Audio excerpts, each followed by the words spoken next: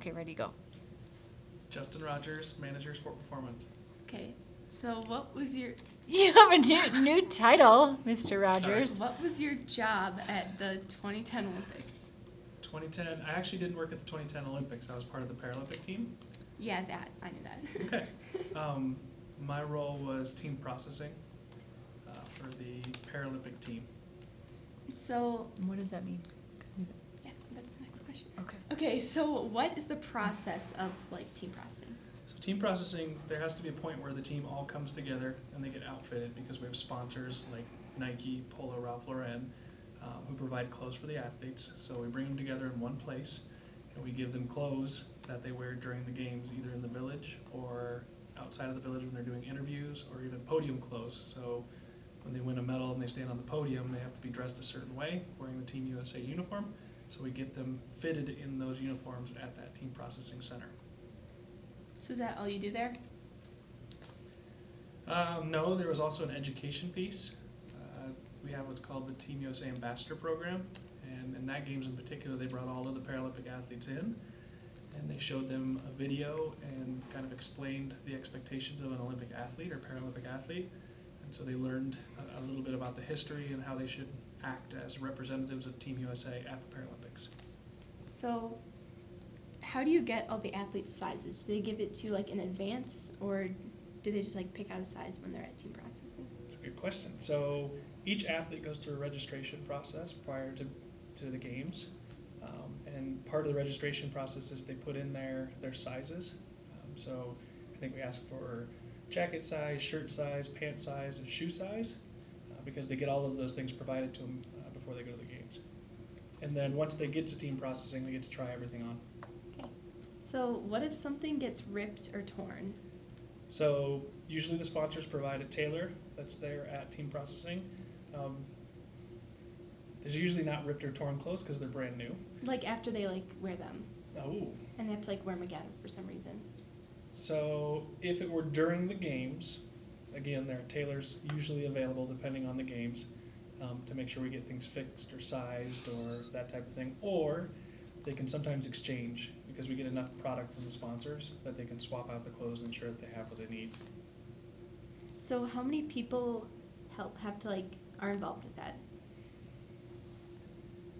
Well, for the Paralympic Games that I worked, there were, I want to say 12 of us that were a part of the team that was clothing the athletes, plus we had 4 tailors on site, plus we had sponsor reps on site. So we're probably looking at 20 to 25 people that were there to help the athletes. And I think for the Paralympic Winter Games, we had a team size of about, I want to say 150 to 200.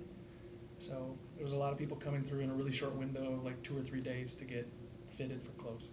So were all the people that helped, were they employees that like get paid, or were they volunteers? Nope, it was a mixture. There were some people who were paid that are on staff here at the USFC, and what happens during the games is we kind of all set aside our normal day job roles. As a manager and associate director within the USFC, that's my day job. But when it comes time for the games, I've been team processing. I've done transportation now for a couple of games. I've worked in logistics and operations for a couple of games. So you kind of take on a different responsibility that doesn't have anything to do with what you do during the games. On the flip side, we then have volunteers. At team processing, it's usually people who've just expressed interest and said they want to help. So we have those people come in and they help hand out clothes or make sure athletes get what they need before they check out. So does the amount of clothing vary on each sport? That we provide them or that they bring on their own? That you provide them? No, not usually. Usually what there is there's a set package that comes from the sponsors, again Nike or Polo, or I think Oakley's been involved with sunglasses. Like there's a set amount of clothes that they get, so the athletes know before they get there what to expect. That can help them pack, but it's usually the same package for everybody, it's just different sizes. So about how much money is spent on each athlete? Ooh, that's a great question. That would be one probably for marketing to answer. I honestly don't know. Well, Okay. let's see. I would guess. I think it was in London. I believe it was 42 pieces from Nike and 42 pieces from Polo Ralph Lauren. If you just imagine that each one's $10, which we know a pair of Nike shoes are not $10, I mean, you can do the math. It adds up pretty quick. So there's a pretty good investment on each of the athletes. But it's a pretty small investment after you spent 4 years supporting them through their training and coaching and all that stuff. So do the Paralympic athletes, do they get like if they need to, does their clothes get like special accommodations? Yep, absolutely, and that's why the tailors are on site there. They can deal with any variation in the athlete's body type to make sure that the clothes fit appropriately. So who picks out the standard like clothes that they get? Do the athletes get any say in it? I actually don't know that. That's a great question. We have a marketing team here that works directly with the sponsors. The sponsors create the clothes. I believe our marketing team has some say in what the clothes look like, but you'd have to ask them like specifically who makes the final decision. So since then, what have you done? Like In Like- games roles? just no, like yeah, it's your job. Both. Yeah, Both. sure.